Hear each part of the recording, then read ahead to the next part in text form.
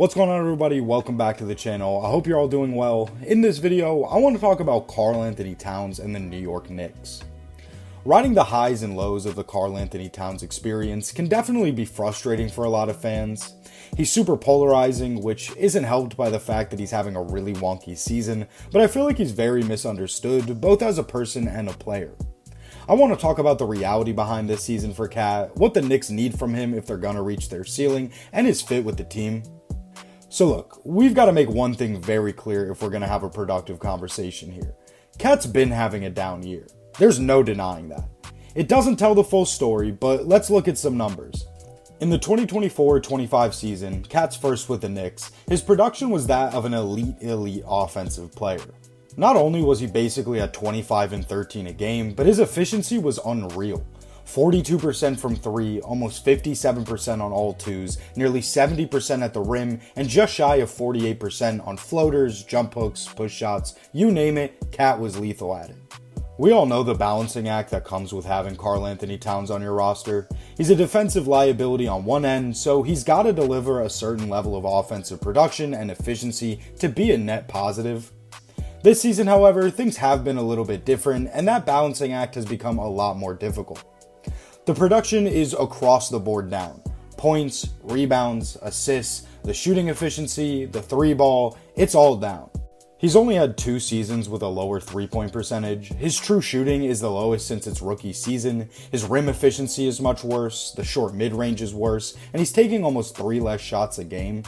There's been games this season where he's flat out bad. Terrible on defense, basically just a warm body on offense, and the big existential crisis Knicks fans have been dealing with is what place does Cat have on the team when he's not showing up offensively and is so damaging defensively? And I do have to hammer home this point a little harder, because Cat is truly one of the worst defenders in the league, and I really don't think he's comparable to Brunson as a defensive liability.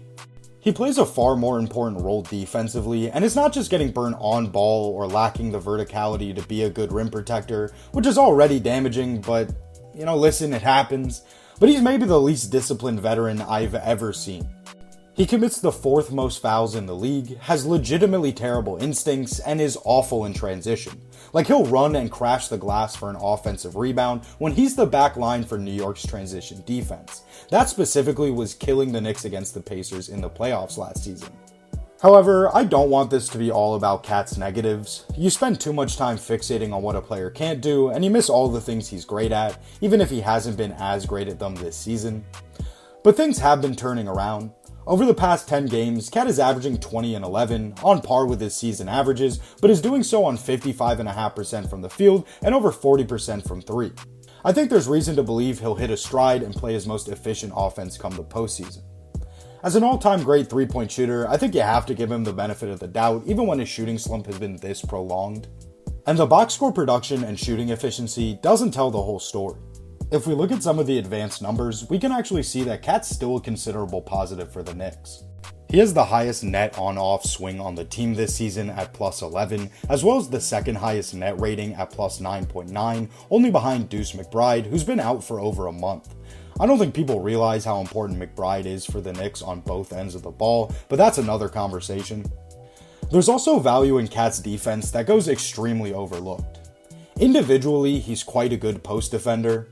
Again, this doesn't account for his lapses in defensive schemes, but man-to-man against certain bigs, he can hold up quite well. And the other way is with his rebounding, which is a super underrated aspect of both ends of the floor. But Cat is an elite rebounder, and that's a big part of a subpar Knicks defense, at least ending possessions. And this is where I want to bring up some of the misconceptions about Cat. A lot of people say that he's soft. He's not soft. He plays an extremely physical brand of basketball and doesn't get a lot of the calls he should. He plays through injuries, and when he's aggressive on offense, he is relentlessly attacking downhill. A lot of the jokes made about his mannerisms are really inconsequential to who he is as a player, but let's be honest, they're also just a product of the blatant homophobia that still exists in sports and, well, everywhere. But there are plenty of aspects of the way he carries himself that are fair to critique. He does get frustrated and can disconnect from the game when he feels like things aren't going his way or he's not getting the calls he should. And while Mike Brown should absolutely be finding ways to use him more and design plays specifically for him, cause offensive genius my ass, but Cat also has to step up and involve himself in the offense. There are plenty of long stretches where he doesn't find the ball or flat out doesn't shoot or drive when he gets it.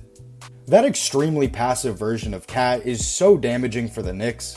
The team needs an aggressive Cat. They need him to want the ball. They need him to want to shoot and to drive. And if I could be so daring to ask, while being alert and disciplined on defense, then the Knicks can reach their ceiling and possibly go out and win the East.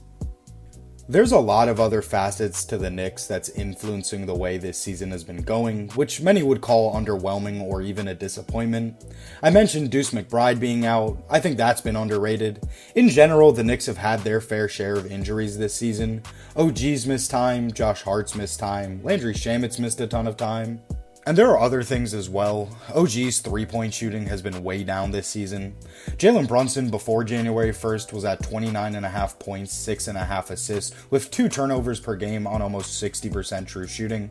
And since January 1st, he's at 23.5 points, 5.5 assists, with 2.5 turnovers per game on 57% true shooting.